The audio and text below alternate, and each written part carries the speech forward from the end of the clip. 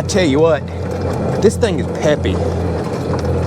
But removing 480 pounds out of this cart, no wonder it is super peppy, spinning out, breaking the tires loose, and the cart handling has improved dramatically. So welcome back, everybody. In today's video, we're going to be converting our electric cart from old nasty lead acid batteries to lithium for all the beneficial reasons it offers. So if you're thinking about converting an electric golf cart or just an electric cart over to lithium, you may want to watch this video because it's quite standard across the board. Actually, this particular cart has a little more involved and a little more complications due to an onboard charger that's built into the factory wiring harness.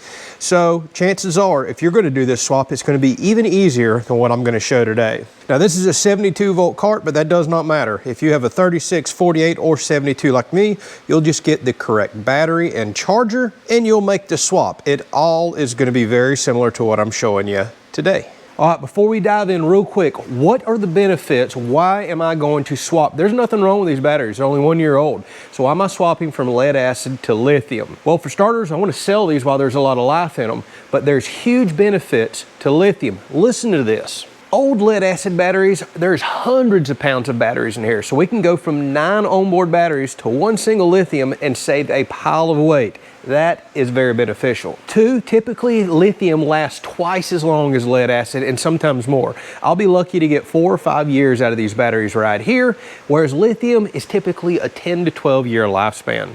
They're practically maintenance free, and another huge benefit to lithium is how you can run them. Lead acid batteries, for example, typically you can only run down to 50% capacity. Running lead acid batteries less than 50% of their rated capacity can often damage the cells. And the other thing a lot of people don't realize about lead acid is once you charge them up to whatever the voltage is, they instantly start losing and dropping voltage as you use them. Whereas lithium typically holds a relatively steady voltage all across the discharge range, literally from 100 to 0%. Even though I've got more capacity lead acid battery wise in here, I can only run down to 50% of that capacity before I need a recharge, or again I risk damage. Whereas lithium, you can typically run down to 0% on the battery, although for the most life and most charge cycles of lithium, it's recommended to run down to about 20%. So in theory, I could do about half the size battery bank in here, saving that weight, and get the same amount of run time if I want to run to 0 versus I only want to run to 50% on lead acid. I'm all about the weight savings, and I love that I can do a swap now, and for the next 10 plus years, I should not have to worry about batteries. I really like that. All right, with the seat off and out of our way, we need to pay attention to some wiring before we just start ripping everything apart. So for example, I can see that I have a red wire here and a black wire here going to seriesing 2 8-volt batteries. You may have a single 12-volt battery. It just depends on the voltage of your system. But I can clearly see these wires are going into a fuse panel right there. You see the 2 wires? That is for all of my 12 plus volt accessories. We're actually around 16 volts here because we're coming off of 2 8-volt batteries. That's something you need to keep in mind. We're about to put a 72-volt battery in here, or you're going to put a 36 or 48 depending on your cart. Things like your headlights, maybe you've got a stereo system in here, all that stuff typically runs off 12 plus volts. So you're going to need to get a converter. Well, just so happens the company that we're going to be installing a battery today has a 72 volt to 12 volt converter that we're going to be installing here so we can power up that fuse panel and still use things like horns, blinkers, tail lights, and headlights. I'll show you that here in just a second. All right, so we're going to want to pay attention to other wires. I can tell this right here comes from my charger because I just traced the wire. So you've got the red over there, and then here is the black. That is after it goes in series through all the batteries. So that's providing 72 volts of charging. But we're going to be removing this built-in factory charger on mine. Most of you are just going to have a removable charger that you plug in up front, making your install even easier. So I don't have to worry about these wires right here. We're going to hook up the wires to the new 72 volt battery with the provided lithium charger. So now that I've identified my wires, that's one charging wire, one in the back. These right here go to my fuse panel. Going to be critical that we hook these back up. We can go ahead and start removing all of these jumpers, all of these hold down points right here, and gutting everything out of here. This is going to be very straightforward. All right, where we're gonna start is, you see this big wire right here? I've done traced it. Goes back to my speed controller in here, you know, basically your control module, control box. And then here's the ground right here. I'm gonna start by removing those because we don't wanna damage that. We're still gonna utilize that. And then I will start removing every single jumper one by one off of the battery, one at a time, because we don't want nothing touching other post and arcing off or touching the frame and giving us any sort of an issue. All right, we'll start with this ground that I just showed you.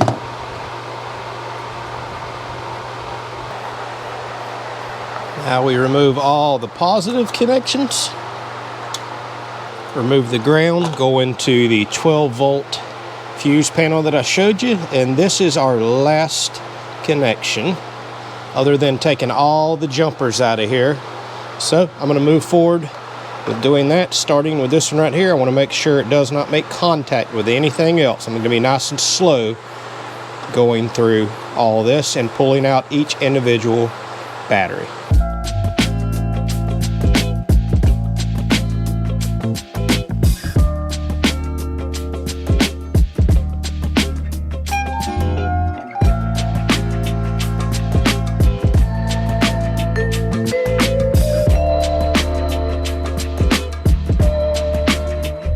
All right, so as you can see, we've got the batteries out on the table. Y'all look at this. You're talking hundreds upon hundreds of pounds of batteries, and we're about to replace it with a single 130-pound battery. I went ahead and got my charger out. All this stuff is very valuable, so I'm gonna resell some of it to kind of recoup the cost of the cart and everything else. So here's the next thing we're gonna have to deal with. Every single one of your carts are gonna be completely different. You might get lucky and an aftermarket battery fit perfectly. That is not the case for me, but this ball right here is just making me a bit too tight, so I'm gonna have to cut and modify. So I don't want to discourage you from doing a lithium swap. It's totally worth it, but you may have to put a piece of plywood in. You may have to cut something out like me. You may have to put a piece of angle iron in. Speaking of, I've yet to show you the battery that's going in. So I'm not exactly sure how to pronounce this, but they're a very popular company. I see a lot of people doing the swaps. I'm just gonna call them Vatrer, and I got their 105 amp hour. This is this battery is actually about 78 volts, but you'll see the way lithium does. They'll do it at certain voltage ranges, but this is perfectly fine for 72 volt carts. So look at the size of this, much smaller. And you can see on the very end, we've got tabs where we can bolt this down. And again, the length of it is absolutely perfect for fitting in there. It's just a little wide. That's why I got to take that one bar out.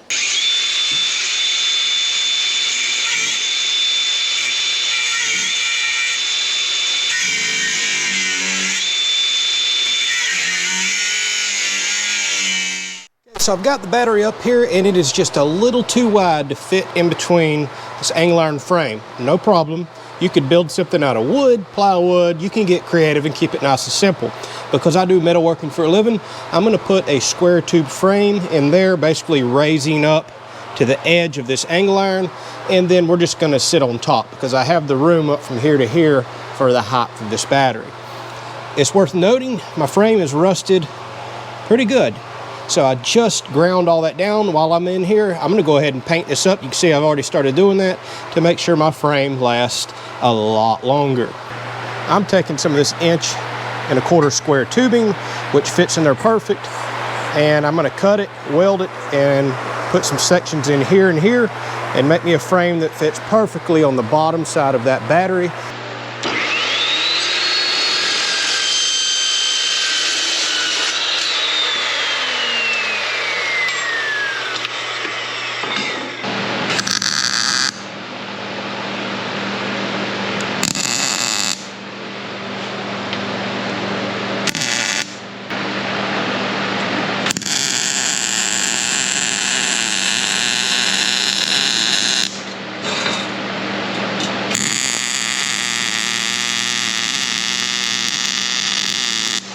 Alright, so I have my frame welded up and painted. As you can see, it's a square tube frame that rests perfectly inside of this angle iron and is the perfect width and length for this particular battery. Now I have to set it down in there, and I'm just going to drill straight through these slots all the way through this frame and the frame on the bottom. Put my nuts and all on the bottom, tying everything together. It should be extremely strong for no more than that battery weighs.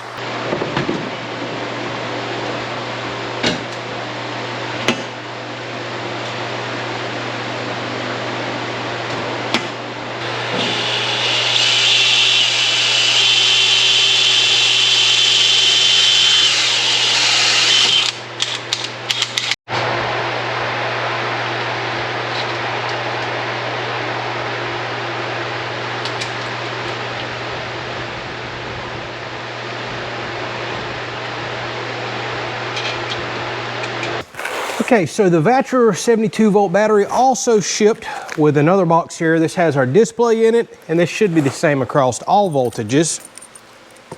Some communication and power cables, our charger that we need to get installed. Now, one thing I really like about these batteries, not only does it have a Bluetooth antenna sticking out the side that I'll show you, so you can communicate with this via Bluetooth and check an app on your phone. It also comes with a nice display that we're gonna mount up front so we can keep an eye on all the different battery parameters that we wanna see. I love stuff like this. So that means we're gonna have a few cables to run here. So first and foremost, let's figure out where we want to install our battery charger, find a location for our display.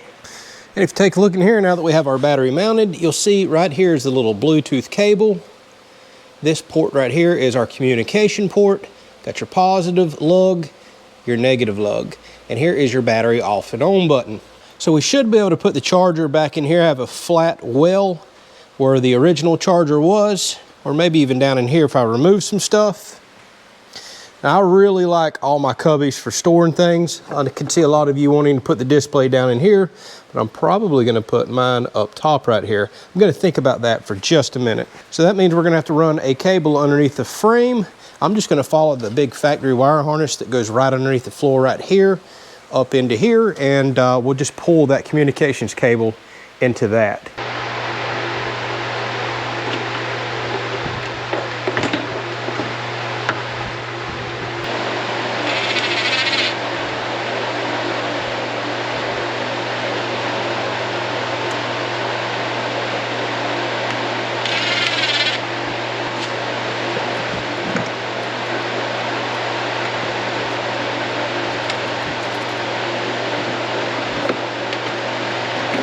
Okay, so you've seen that I just ran my cable up front, mounted my display in, then you can put that anywhere you want. I want that information. You can also use the app off your phone, so you don't necessarily have to have this, but I like a quick, easy to read display that shows me battery percentage and other information that I need.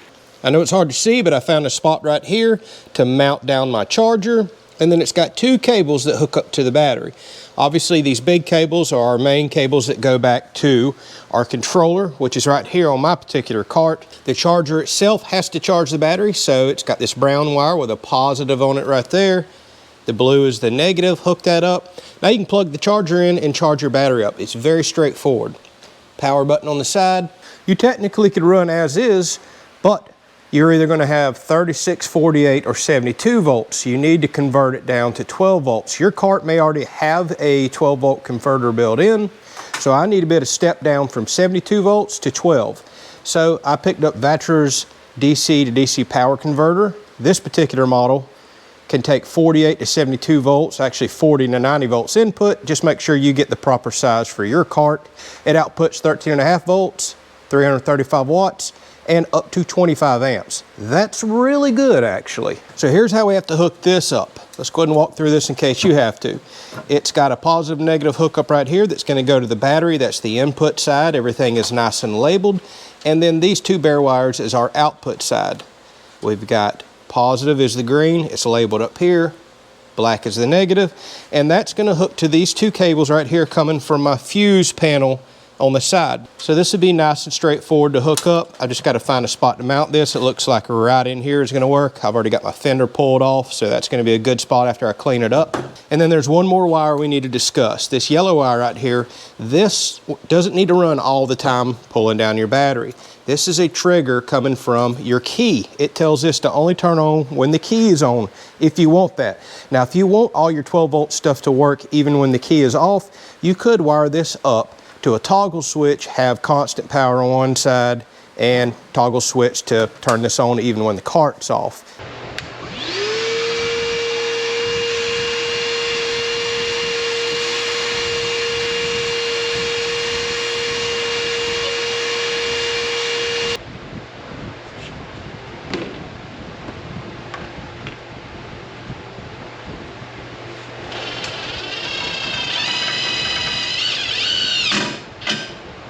All right, so my 12-volt converter is hooked up, wired into the battery with the wires I showed you.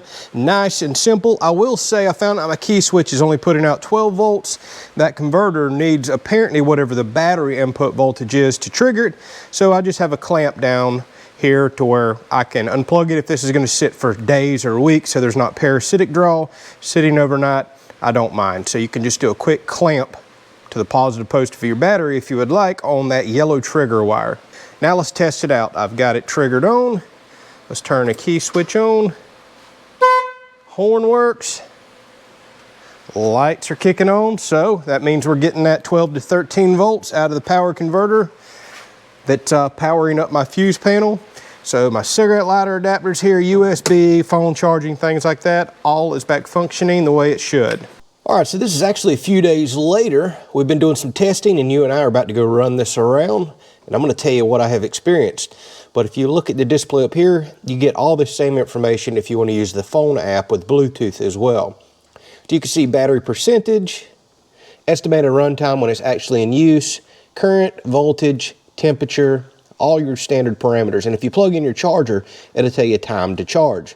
For example, when I pull this down to about 50%, it takes about 3 hours to charge from 50 back to 100. You've got a touch screen to go to different pages, or you can just press the power button to move through. You can turn the discharge of the battery off and on, so basically the battery off and on from here, charging off and on. You can see I've already cycled and charged this twice. I'm going to tell you about runtime. Max temp, 106 degrees when in use. Minimum temperatures, so you can know if you had any issues with the winter time. And you can see all your individual cells if you were having any problem with your battery. But I love being able to see my percentage, current, and everything else. All right, so let's go run this around a little bit. Let me tell you about my experiences. I've been running this for a solid week. Actually, I think today's 8 days since I first installed this. I wanted to get good test results for you, make sure I didn't have any overheating issues, overcurrent issues, any problems, and I am happy to say, not a single problem. I tell you what, this thing is peppy. So my cart is governed at 16 miles an hour. That has nothing to do with the battery. I would actually have to get a programmer to reprogram this to run faster, and I may do that down the road. So my experience is not going to be on speed. It's about how peppy this thing is now. For example, look, in the past, we're actually spinning out and breaking ground right there. You see that? Where it first kicked on? I have never experienced that when I was running lead acid, being able to literally break loose. This thing has got some torque. So here's my experience for the last week. By the way, we've been dealing with record temperatures down here in Florida. It's been extremely hot. So I've been very curious about temperatures and issues. Not a single warning, not a single kick out, hasn't overheated, and I have put miles and miles and miles on this battery. So we've been riding around at nighttime. I have not experienced any overcurrent issues with this, and I've been putting it under loads, going up, small hills like this. I've been really stomping down on it, putting it to the test. You can see all the information here as I'm zooming around the property. The highest amperage output I've seen, and this is a pretty demanding cart, is 132 amps when I really put the motor in a bind. Otherwise, it runs around 50 or 60 amps. That's one thing I really want to talk to y'all about with this battery. I looked at some other brands before deciding to go with this one, and this one has some of the highest continuous and peak discharge currents that I've seen.